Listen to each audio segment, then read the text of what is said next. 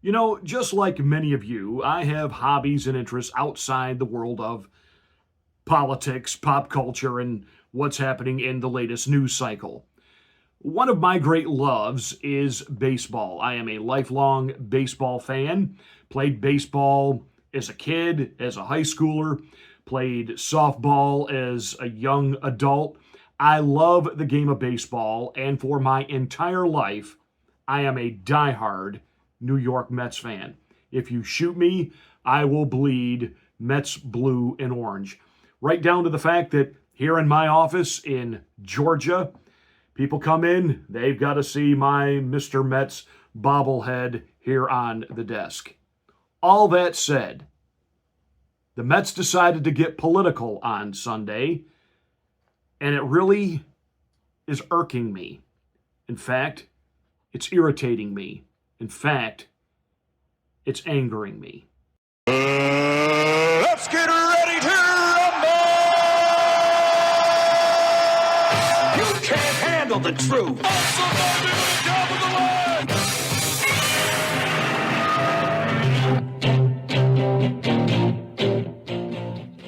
Hi, I'm Pastor Marty. Welcome to the Afternoon Drive. Make sure that you are subscribed to the channel. Once you are, smack the bell, click the word all. That will give you notification of my rants, my ravings, my undeniably flawless reasonings. Please like and share this video. That's the only way that we get the word out that we're here. Thank you so much for watching the Afternoon Drive.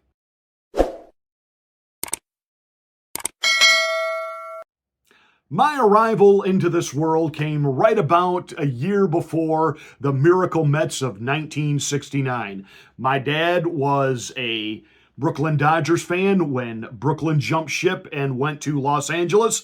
He was without a baseball team until Casey Stengel and the Amazons came to Queens, and even though they were out the gate, not a great ball team, they immediately endeared themselves to the National League fans in New York. And my dad became a Mets fan. He passed that on to me.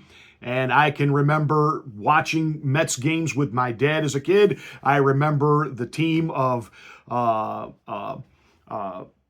Murphy, and I just love the way he would do the commercials and the sponsors for the Mets back in the day. Mets baseball brought to you by Schaefer Beer, the one beer to have when you're having more than one. I grew up with that. And then, of course, the change in the metamorphosis of the Mets into the 1986 Mets. You know, Darryl Strawberry, Doc Gooden, Keith Hernandez at first base. That was my team. And I was in college when they won the 1986 World Series. And I happened to be on a dorm floor that was loaded with students from Boston. So we had some back and forth going on between the dorm rooms. But it was a lot of fun. Love the Mets. I've been with them through thick and thin. And as a Mets fan, there's been a lot of thin rather than thick. But I love the team. I'm Mets through and through. The thing that I have appreciated about baseball overall is, unlike some of the other professional sports leagues out there, they've tried to stay away from being overtly political. You don't go to the stadium and see some, whatever the latest woke epitaph is, spray painted onto the field that you're supposed to stare at for the next 9 innings. The Major League Baseball has done a great job staying away from that. And ask even the NBA now how all of that, putting political messages on backboards and on basketball courts, what that's done to their ratings. Even the NFL woke up to the fact that, you know what, this is killing what we do. It's a nation divided, and our job is for a few hours to literally bring people together. That the only thing they should be divided over is which team is going to win, and everything else, we're American and we want to be together. And the rest of the sports world is catching on to that, and baseball has kind of held that line until Sunday with the New York Mets. The current Mets broadcast booth, which is, I guess, now maybe, I think they're like 20 years in, is Gary Cohen, the consummate professional broadcaster, and his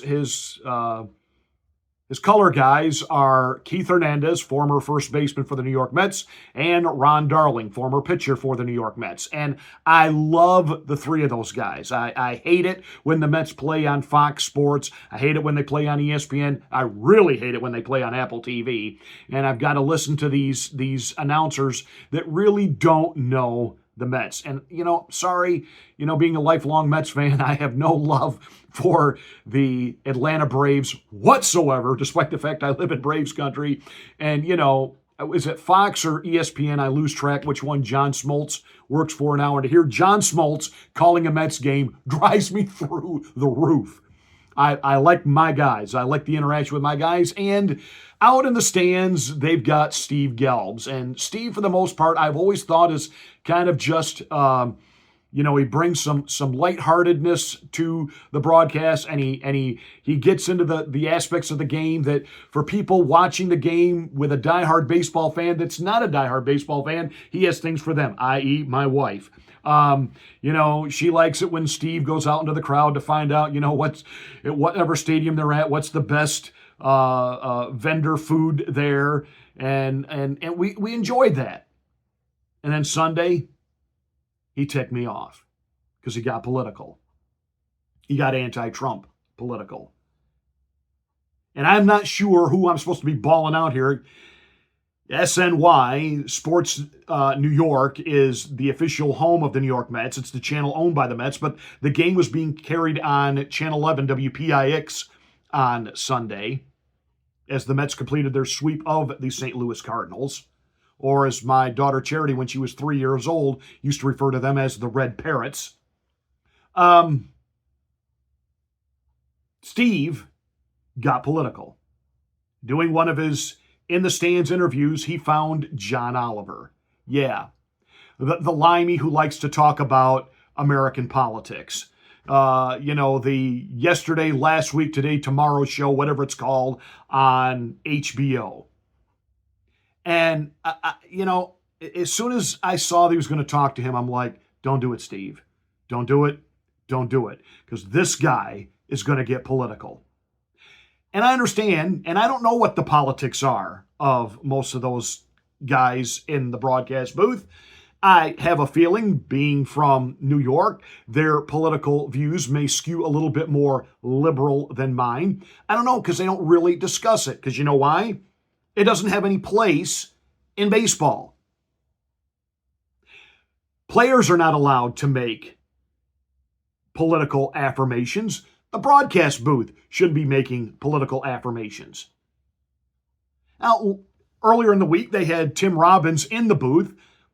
I love Tim Robbins' movies. I don't like Tim Robbins' politics. We don't agree on much politically, but I love his movies. And of course, Shawshank Redemption will go down as one of my top favorite movies of all times. It's one of those movies that anytime you see it on, you just stop, you watch it. Even though you already know the ending, it is such a great, great movie. But of course, Tim Robbins was in Bull Durham. So the guys had him in the broadcast booth for an inning, and they talked about Bull Durham. And Keith Hernandez was complimenting Tim on how much they really nailed minor league baseball culture, that's really what it's like, and that they nailed it. And it was a great interview. And you know what they didn't talk about? Politics. And Tim Robbins loves to talk politics, but they didn't. He understood this is a baseball game. We're talking to Mets fans here. I'm sure there are Mets fans from both sides of the political aisle, but the one thing we agree on is the New York Mets. It was a great interview. But I knew John Oliver would have to get political. What I didn't realize was that Steve was going to lead him there on purpose. And that's really the part that pisses me off. Yes, I said pisses me off.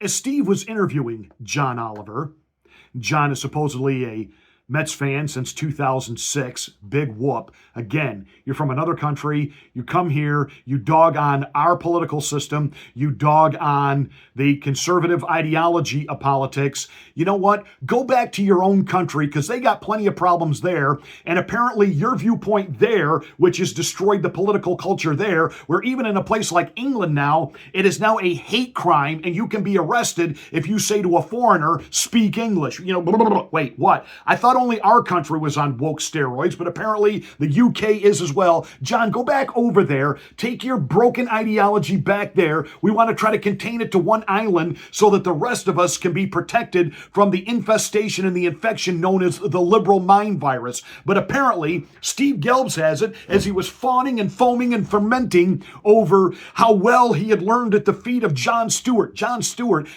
hasn't been funny in 25 years. The last time he was funny, he was talking about COVID, and then as soon as he got the slap and the backlash, he immediately got in line and apologized and went back to his propaganda that he calls humor. So Steve, I don't know what you're talking about, but apparently you're a left loon, and I don't ever want to hear from you again. I won't ever listen to one of your comments again, and if you ever have to replace Gary in the booth, I won't watch the game that night. I'm not going to listen to somebody that literally looked at John Oliver and said, you know, you do such a great job to do a deep dive into what's going on politically. Do you find it hard in this particular political environment that we find ourselves in now, where everything just keeps happening like this, that you've got to jump in now and not give it a month of intense deep dive investigation?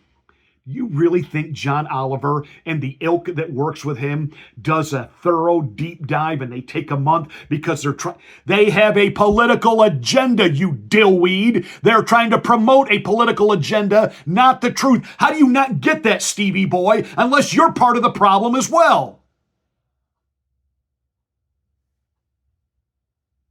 But to listen to John Oliver say, well, in this current environment, where we have an American president who is rounding up American citizens and sending them over to foreign gulags, I feel like we have to speak against that in real time. And no pushback? You didn't say anything to him, Stevie? Donald Trump isn't rounding up American citizens and sending them foreign gulags. That is pure bullcrap. That is a lie. It's a lie.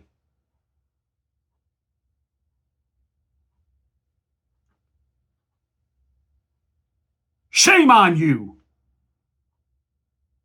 The Maryland man is a citizen of Venezuela. I'm sorry, El Salvador. Can't keep all this straight where they're coming from illegally as gang members sent here to do nothing but wreak havoc on our culture. And somehow they can come in without due process, but we've got to due process them for the next 20 years to get rid of them. How is that even sane? He's been due processed twice with a final deportation order given. We weren't supposed to know that prison in El Salvador because he's got a death threat against him from a gang. From a rival gang. Not our fault he chose to join MS-13 and be a thug, a gangbanger, a drug dealer, a human trafficker, and a wife beater. Stevie, is that what you're defending? Apparently, because you didn't push back on Oliver at all. What's the matter with you? Let him stand there and accuse the president of rounding up American citizens. Are you kidding me? Are you kidding me? And you said nothing? Shame on you. Shame on the New York Mets for allowing that. Shame on the fact that nobody caught that and made Steve come back and apologize. Shame, shame, shame on SNY. Shame on WPIX. Shame on the New York Mets. Steve Cohen, you ought to be embarrassed and ashamed. Once again, pushing away more fans because of your broken ideology. That's not what we tune in to watch the game for. Steve, shut up and go away.